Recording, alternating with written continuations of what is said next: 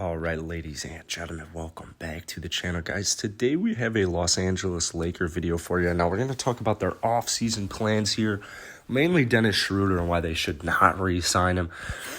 If you enjoy this video, hit the like button, hit that sub button. We're doing this every single day. Now, the Lakers had a they had an extremely disappointing season, finishing as a 7th seed, getting knocked out in the first round. Is the first time LeBron had ever been knocked out in the first round. However, they were able to maintain the best defensive rating in the NBA. Now, just financially, they are not going to be able to bring everybody back. So, when you lose first round exit, LeBron's first ever, there's major uncertainty heading into the 2021-2022 season. You don't have to worry about LeBron James or Anthony Davis.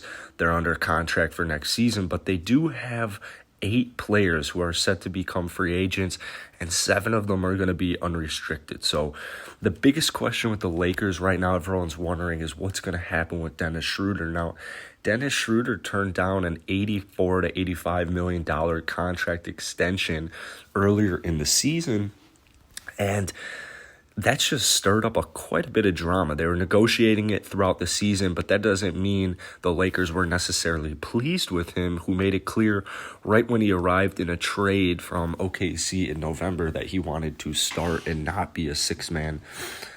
Now, his play on the court frustrated quite a bit of people in the organization, and by the trade deadline, LA was actually including him in trade discussions for point guard Kyle Lowry. Now, if the Lakers were open to dealing Dennis Schroder mid-season, I don't think that they're going to want to bring him back now that he's a free agent unless he takes a significant pay cut from that $84, $85 million range, which he had turned down earlier. So in 61 games for the Lakers, he averaged 15.4 points per game, which was his lowest since 2015.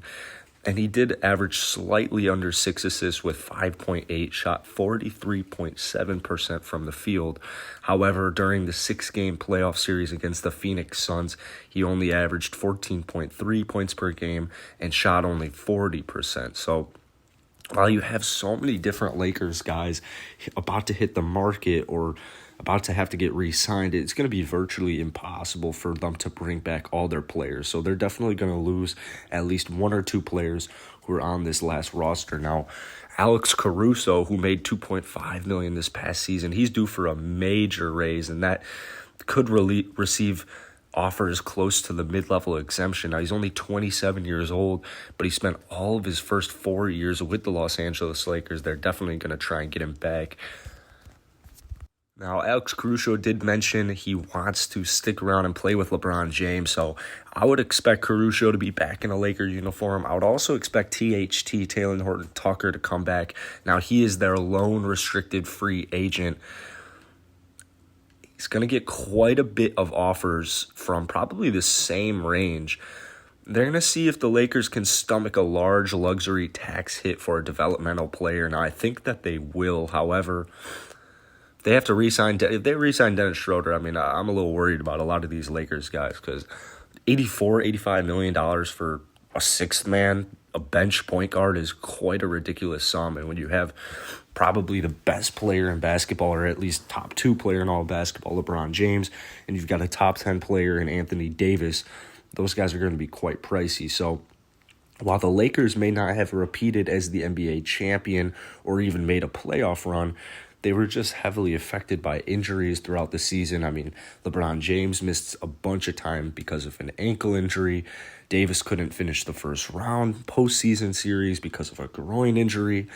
Both those 2 guys missed a bunch of games in the regular season. And then you also had a couple other key players miss some time throughout the year. So it's up to the GM, really, Rob Pelinka, to figure this out, if they're going to look the exact same or if they're going to look differently. We'll talk about Andre Drummond here and again, but here's a quote right from Pelinka. I'm convinced that, again, without some of the unforeseen circumstances this year, the challenges that we had to face, that we'd be a championship caliber team.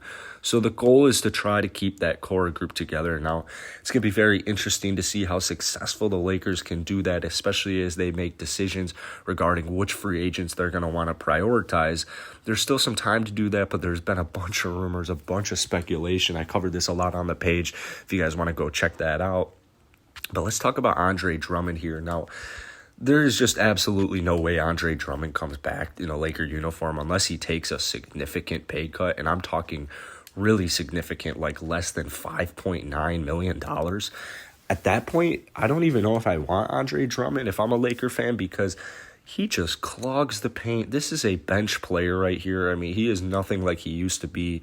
He really tricked everybody. I mean, he is not the answer at offense. If he could shoot the ball, I mean, he'd have a little bit more luck there. But I just made a video actually about a trade for Miles Turner involving first-round pick Kyle Kuzma and Marc Gasol. That way you're getting rid of 2 players. You're getting another.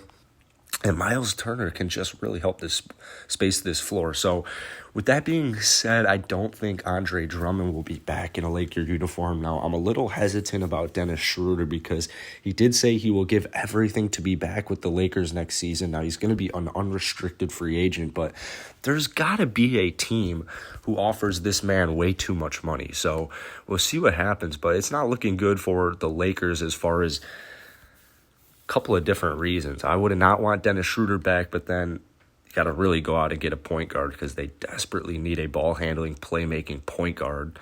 Help ease the burden off LeBron and AD, and they have a bunch of guys like Caruso, THT that they need to make a very important decision on if they want to move forward with these guys and keep that championship core together, because as Rob Pelinka said, they're devastated by injuries, devastated by COVID. I mean, this was just kind of a wacky NBA season, and they're coming off the NBA champions.